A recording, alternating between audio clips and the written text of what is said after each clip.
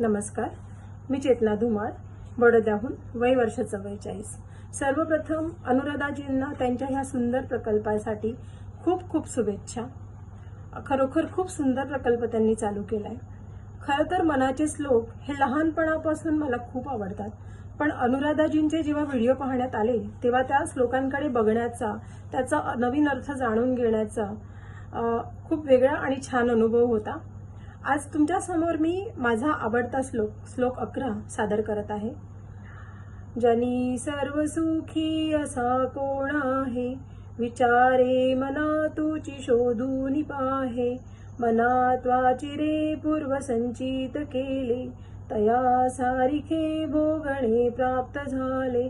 जय जय रघुवीर समर्थ।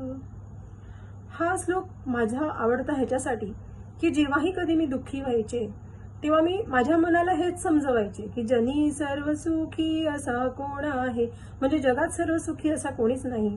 आपले जे पूर्वजन्माचे संचित कर्म आहेत त्यानुसार आपल्याला फळ भोगावे लागते, म्हणून आली या भोगाशी असावे सादर असं समजून आपण ते भोगत जावे।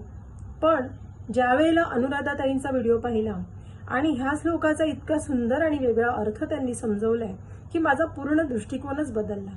त्यांनी असं म्हटलंय की जनी सर्व सुखी असा कोण आहे, म्हणजे कोणीतरी आहे जो सर्व सुखी आहे, पण तो का सुखी आहे, कशासाठी सुखी आहे, कसे विचार करतो म्हणून तो सुखी आहे, त्याचे आचरण कसे आहे म्हणून तो सुखी आहे। मग आपणही अशा माणसांचा शोध घ्यावा आणि आपल्या आचरणात बदल करावा, आपल्या चांगल्या विचारांचे सतत मनन चिंतन करत जावे।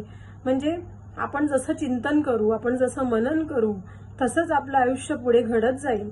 आणि आरजे अनघा ह्यांचं इतकं सुंदर उदाहरण त्यांनी ह्या अर्थासह जोडलंय की खरोखर हा दृष्टिकोन माझा पूर्ण बदललाय आणि खूप खूप छान वाटले त्यांचे व्हिडिओ।